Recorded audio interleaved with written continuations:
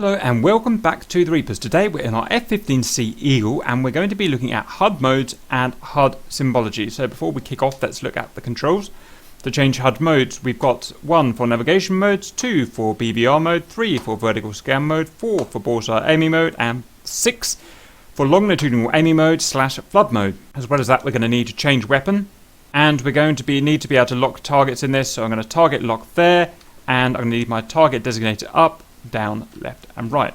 Okay, so first let's look at the navigation mode. There are 2 navigation modes and we can cycle through them with the 1 key. So we're in our basic INS waypoint navigation mode now. So starting on the left here, we have our airspeed here, and this is measured in knots in calibrated airspeed. If you want to know the difference between the different airspeeds, calibrated, indicated, true, ground, we have a video about that in the educational section, and you can see this caret is pointing at our current speed of 330 knots calibrated. Next we have a heading tape at the top here, so that is where we are heading, that caret there, so our current heading is 341. We also have a mark here, it's right on the left at the moment. This is a mark that is guiding us to our next point of interest. As it happens, our next point of interest is selected as waypoint 0. Let me just change that to waypoint 1.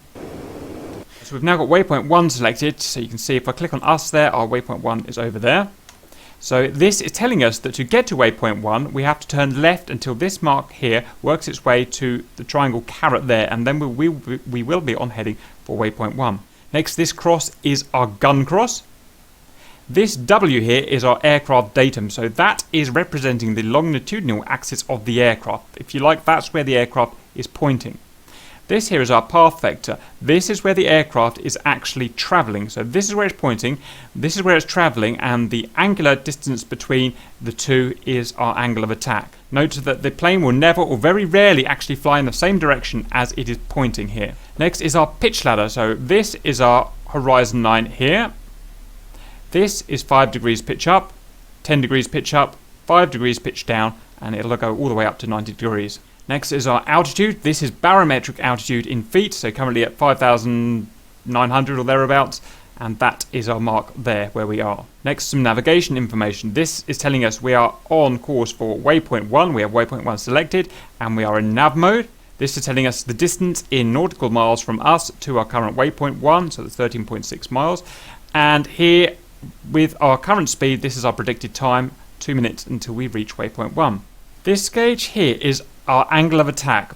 So you can see we're currently at 15. Now be very careful here, it's not measured in degrees. It's another aviation measurement that I've never understood it, and it's not degrees, and I can't find it in the manual either. But just to show, it's currently pointing at 15, that is, and if I were to go outside and take the true reading, you can see down at the bottom there it's actually just under 5 degrees is our actual angle of attack. So it's just something to be careful of. Next is our G meter. So this here is our current G. It's currently saying we're at 1.1, and it's saying our maximum allowable G with current weapons and stores and whatnot is 9G. This here is our bank angle navigation line. It's guiding us to the correct bank angle to get on to our next point of interest, in this case waypoint 1. It takes a bit of getting used to, so if I unpause, if you see I turn until that point there, then you can see it's in the middle of my path. It's in the middle of my path vector now, so I'm currently at the correct bank angle to get to waypoint 1. When I turn and get to waypoint 1, it'll change so that my bank angle will be indicated correctly when I'm level again. If I go above angle of attack 20, remember it's not degrees, it's whatever measurement it is, then we'll also get it shown here. So angle of attack is now at 23 because I pulled up pretty high, and just to confirm what the actual angle will be in degrees, that is 12.7 degrees. Okay, that's everything covered there. I'm going to press 1 now to get to the landing mode. Whoops, wrong button. There we go. It's essentially the same, except we've got the addition here of a landing steering cross here. We can tell that we're in ILS mode here, ILSN. We have an airport or a runway selected, and that is the distance to that runway there, and the time to get there is again 5 minutes. For information of how to change this and read it more appropriately and go in for the landing, please watch the navigation and ILS landing videos in the F-15 playlist. Okay, next we're going to go on to the first of our air-to-air mode, so we're going to press the 2 key to get to BVR mode. Okay, so we've got most of the same information as we had in the nav modes. As well as that, we've also got, because we don't have a target locked up at the moment, we also retain some of our navigation information. We're still in ILS mode, and we've still got 6 minutes to go. Here it's telling us that we're in visual acquisition mode. This dotted line round here is essentially the search limit of the particular missile I've got selected at the moment. I've got an AIM-120, and if I were to change that, it will change. So let me change that. I've now got a Sparrow AIM-7 selected. Okay, so that changes based on the missile we've got selected. We've got the missile information down here, or the weapon information. We've currently got A4C, so that's telling us we've got an AIM-120, 4 of them, and it's the C variant, and it's a missile. Down here is our current Mach. We are currently at Mach 0.48. This only shows when we're in this air-to-air mode. The next thing I'm going to do is I'm going to lock a target up and show the different information we get when I lock a target up. I'm not going to explain how to do it because I've got other videos that cover how to do this. Okay, so I've locked a target up. Information is mainly the same, but we have a few differences. We have a box around the target. If it is an empty box like this, it is a hostile target.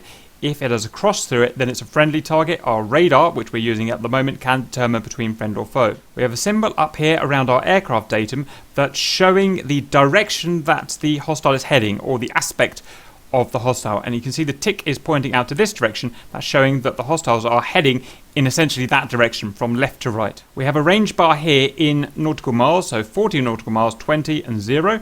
The hostile is currently at this range here, which is going to be about 15 miles, something like that. Here is our closing speed in knots. So we are currently closing on the target at 242 knots. We also have 3 ranging markers. Now, I think 2 of them are over the top of each other, so we can't identify them at the moment, but it'll have a maximum firing range marker, a lethal firing range marker, and a minimum firing range marker. That's the lethal one. That's the minimum one down there. I think that one is going to be the other 2 on top of each other. We'll cover this more in the missile tutorials. Here we have the range of the hostile from us to the hostile in nautical miles. Down here we have a timing, so that if we would fire the missile, that is a time from when it was released to when it not impacts the target, but when it becomes pitbull, completely self-sufficient. Again, we'll cover that more in the missile tutorials. And down here we have the aspect of the target, so you can see we've got an R that's telling us that it's heading from left to right. Up here we have our steering dot. So the ballistics of this missile is calculated, and we have a steering dot here, and what we do to fire this missile to get the optimum shot is to steer so that this dotted circle here encompasses the steering dot, and that will add any necessary lead and elevation to the shot that is required. So we've got our AMRAAM selected at the moment. I'll change to our Sparrow just to show that we get some slightly modified symbology. We now have our Sparrow selected, and just to say that this has changed. This is no longer a time until pitbull, it's now a time until impact. So if we fired, it would have 40 seconds before it impacted the target. In reality, we couldn't actually hit him, we're out of range. You can see that we're above the maximum guide firing marker.